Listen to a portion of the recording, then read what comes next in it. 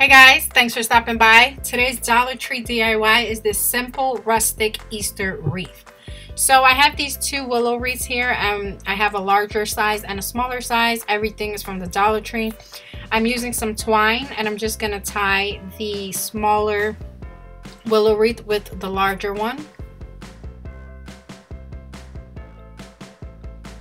After that, I have this like vine rope here. I just needed the brown part of it, so you're just gonna cut two even sizes of that brown rope, and we're gonna shape that into an ear and glue it right onto the top of the smaller willow wreath.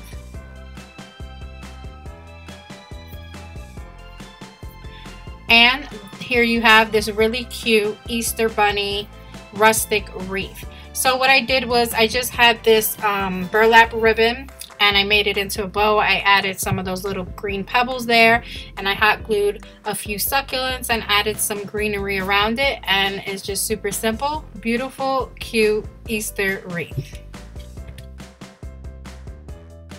I hope you guys enjoyed this super simple, easy, rustic wreath. If you did, go ahead and give me that thumbs up, share the video, leave me a comment, let me know what you think about it, and if you're new, hit that subscribe button, and I'll catch you all in the next video.